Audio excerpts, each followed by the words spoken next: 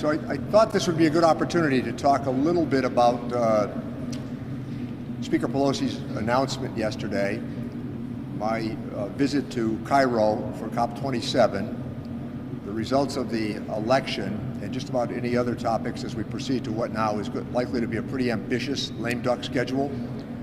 And so why don't I go in the sequential order that I just noted, and that is first that Speaker Pelosi's announcement yesterday brings to a close an era in American politics that in many ways has been unparalleled. If you consider war through 9/11, if you consider the pandemic, presidential impeachments, and the insurrection at the Capitol on January 6th, she presided over the Democratic caucus for pretty close to 2 decades.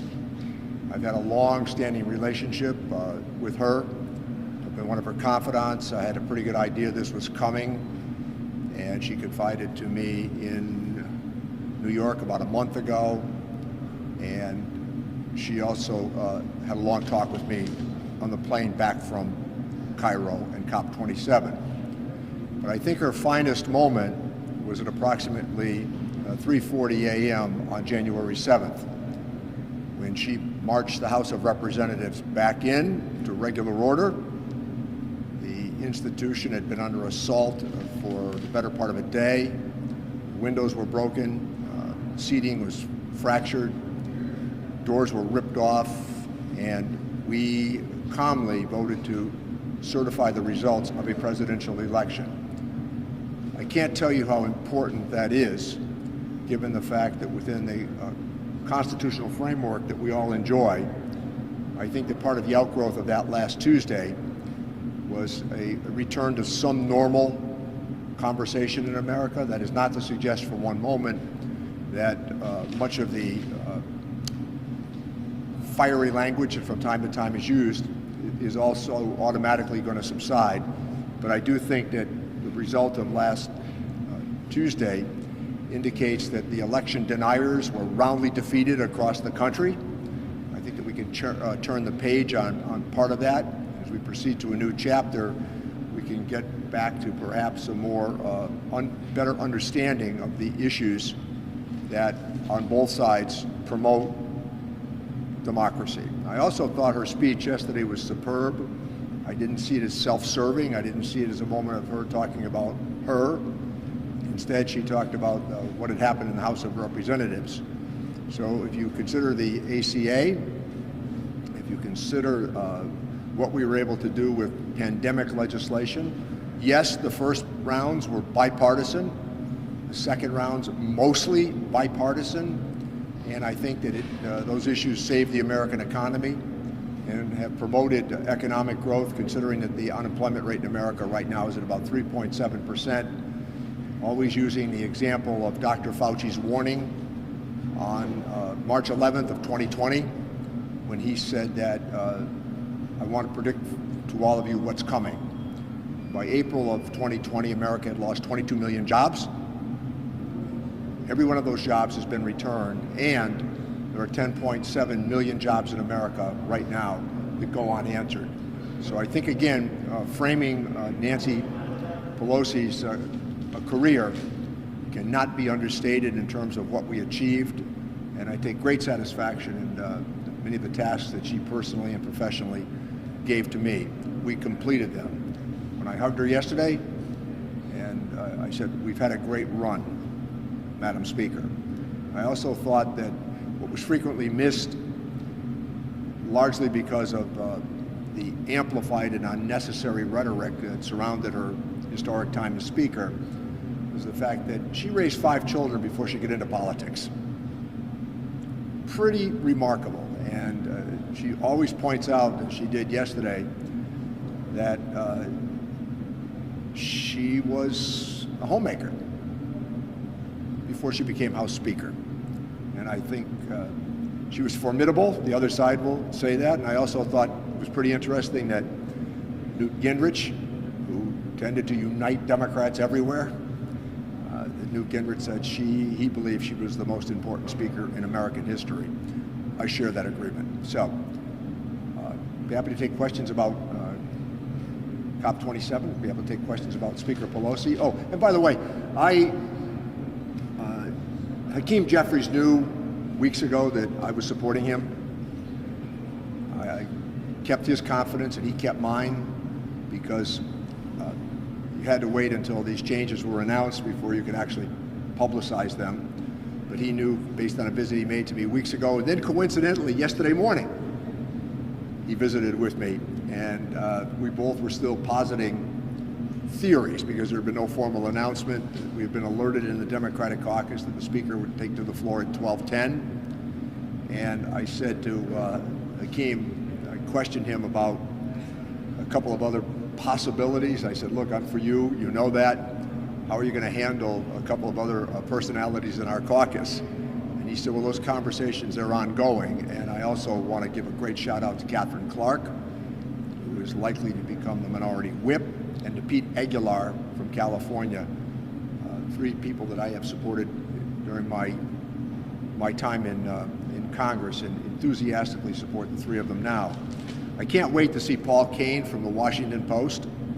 I carefully explained to him at the congressional baseball game back in, I think, July or August, over beers at the ballpark, how Democrats were going to do very well in the congressional election cycle. And he queried me and looked at me kind of a bit of a jaundiced view, but I did point out to him, tell me who's going to get beat. These are candidate against candidate races.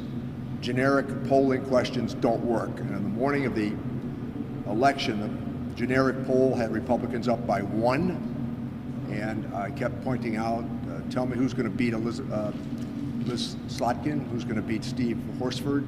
I know these names don't come to you readily, but I kept saying these candidates are amongst the best that I have served with in Congress, and I knew they were going to win.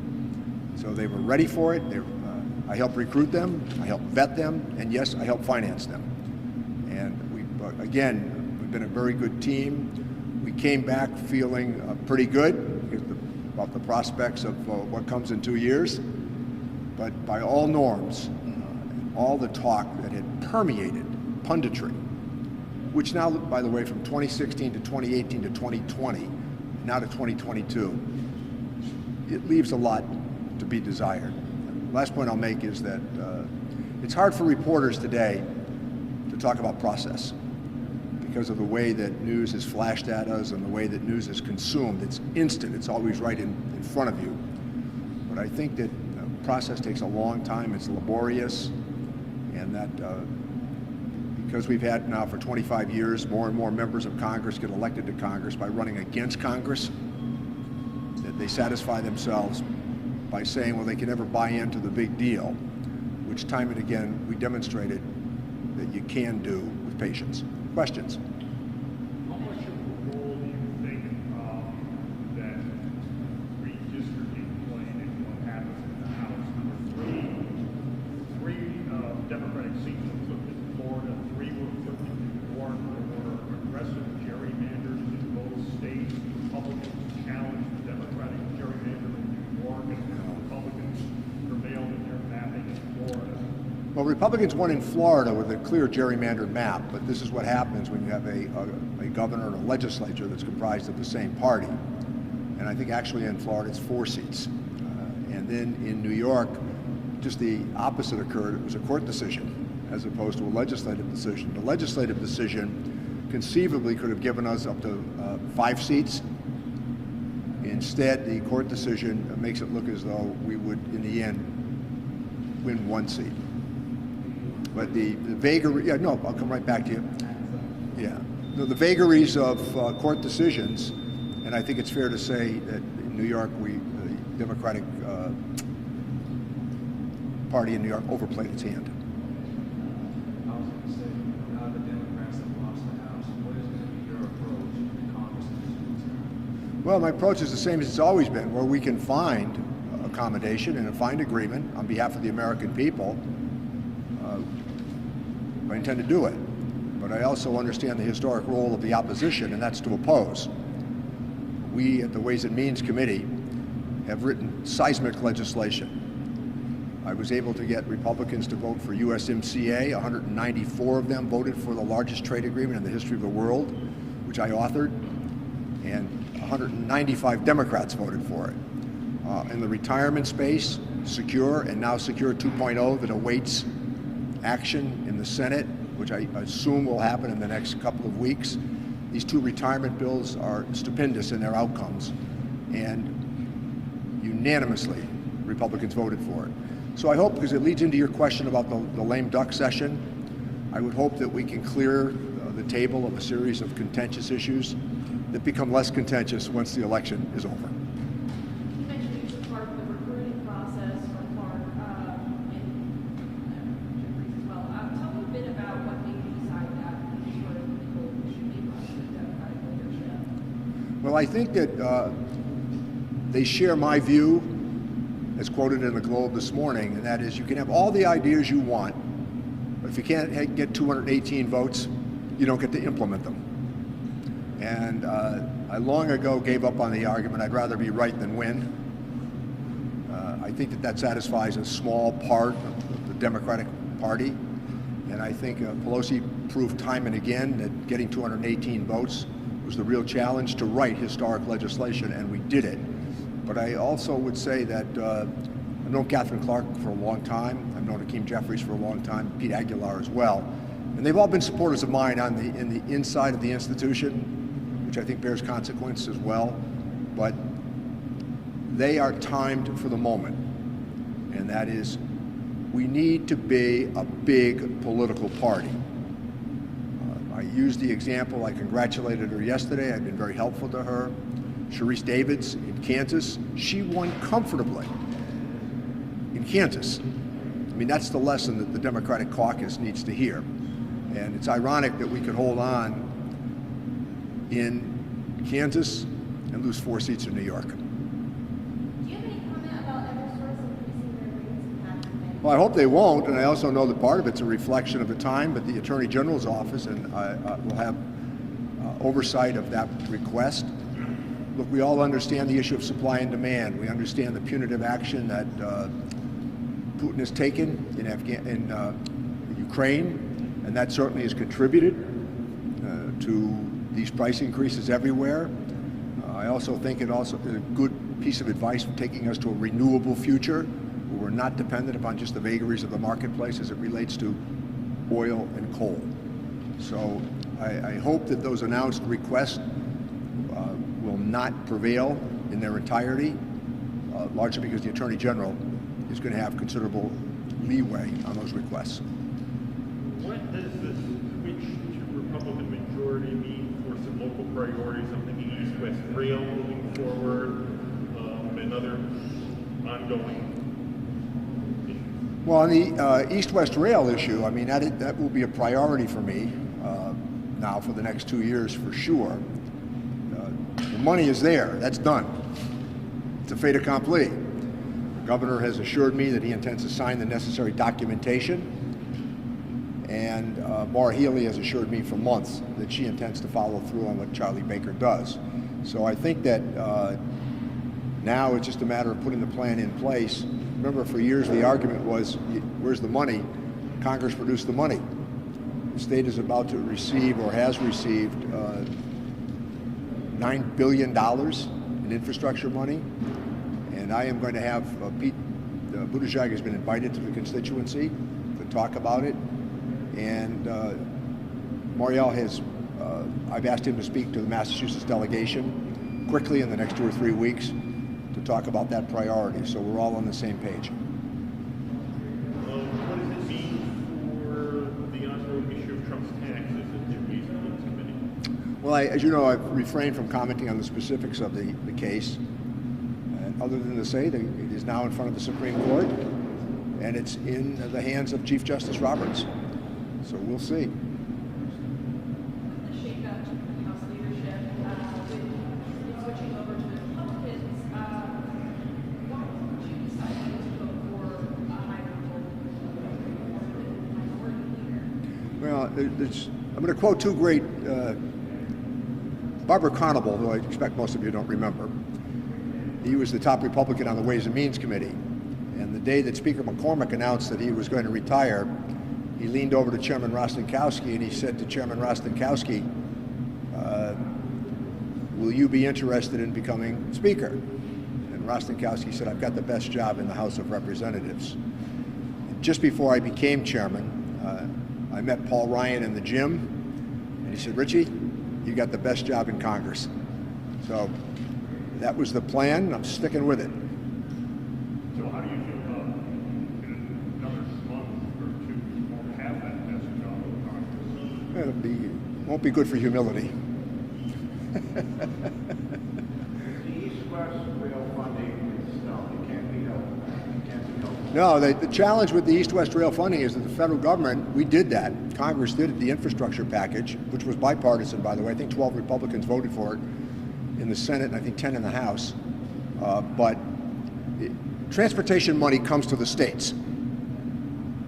And governors and secretaries of transportation, they decide how the money is allocated. So Maura Healey will largely decide how the money is spent, but I think Governor Baker can secure the paperwork that's necessary to get that done. And you think there are moderate Republicans who want to get legislation passed as a body? Well, I think a lot of it is going to be based on the tenor of the time in which we live. So I think where you can find a cooperative spirit, you try to find it. And at the same time, I think that there are still about 150 Republicans in the House who voted not to certify the election of Joe Biden. So that will be a challenge for sure. I'm hearing a lot about reaching across the aisle and compromises as we're heading into this new split, but what are some issues that you can go into and compromise on? Well, I think that, as you know, I vehemently opposed their tax cut bill in December of 2017. And if they attempt to extend that, we intend to resist. It'll be very hard for them to extend it with a Democratic Senate and a Democratic president. So out of that, I see some room. And I'm in favor of an expanded child credit, which we did for the better part of a year, which American families benefited from enormously. And I would be willing, as part of a compromise on that, to expand the research and development credit, which we all like. And Massachusetts, as you know, benefits mightily from research and development. So those are two plausible openings, I think, that we might be able to get done. Yeah. But anything that you don't feel like you're going to be able to compromise on? Well, I don't intend to compromise on their position on extending their tax cuts. I think those tax cuts overwhelmingly went to people at the very top, and it did not promote the economic growth that they said that we would have. More jobs have been created in the last 2 years with Joe Biden, almost 10.5 million, than were created during the first 2 years of the former administration. There's a presentation recently in Economic Development Council on housing, and one of the discussions was Worcester really was about when the rail was connected to Boston, and in turn, Springfield gets connected, but the actual housing stock that isn't ready for a huge infusion of population. You see the federal government being able to play a role in housing. I mean, the housing overwhelming is still based on income elasticity. And you can have a really nice house out here in central and western Massachusetts when you compare it with a home in Boston for a considerably better price. So the experience I always have with rail in Worcester, because I have represented Worcester County for a long time, and at one time all the way into Norfolk County, outside of Boston. And Worcester has benefited from rail. The Tufts Veterinary School is located in Grafton, Massachusetts, which I represented for 20 years. And it's an indication of what can happen. So the scientists at the veterinary school, they jump on that train and they go back and forth. So that rail link at Union Station in Worcester is very important. So I think moving it now from Worcester to Springfield onto Pittsfield, the evidence is pretty clear. One of the things the Republicans announced yesterday was an improvement to the Hunter Biden laptop. What do you think doesn't sound very... High-minded? Pardon? High-minded? Yeah, okay. Yeah, I mean, I expect they've advertised and they've telegraphed that's where they intend to head. But I also think that the public's interest in that will wane as time goes on if it looks as though there's not an emphasis on continuing to combat the pandemic, continuing economic growth, and making America more competitive in the world marketplace.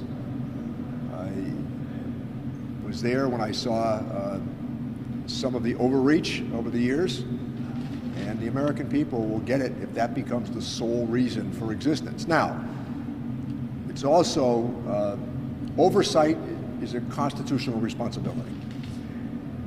I understand that. But the manner in which it's exercised in terms of restraint is also very important. The public understands proportionality.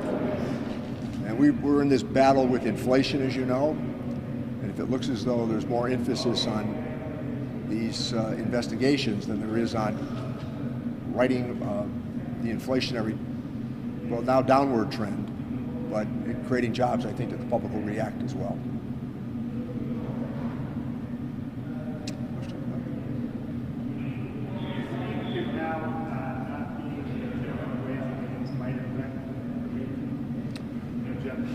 Well, I think most of what we've done is now in the stage of implementation, so we've yet to feel all of the effects.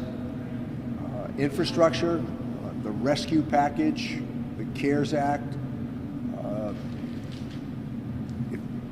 One that I'm really proud of is the multi-employer pension plan relief that we offered. And another story that has been underplayed is what we did to save the post office. That all came from the Ways and Means Committee. And one of the things that was superlatively greeted in Cairo was the Inflation Reduction Act, $369 billion of tax credits. And I'm telling you, I've been at this for a long time, it is receiving rave reviews everywhere as to what we were able to do to combat climate change. It was highlighted by international parties that we met with.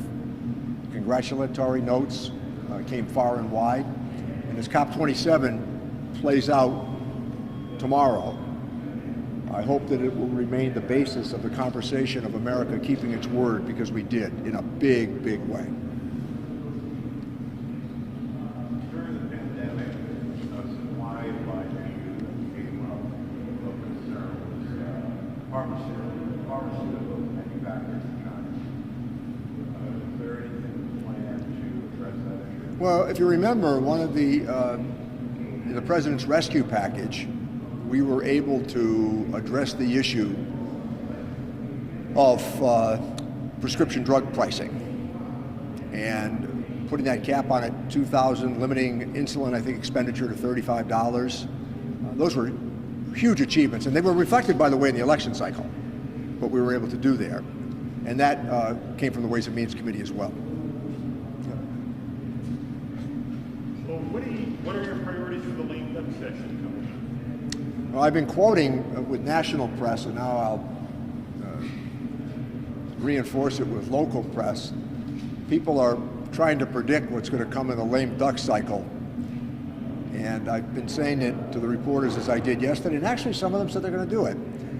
I pointed out to them yesterday that they should all watch the movie Waking Ned Devine. Then you won't write about anything being dead. Okay. I'll put it on my list. It's worth it. It's worth it. Okay. All right? Okay, thank you all very much. Thank you.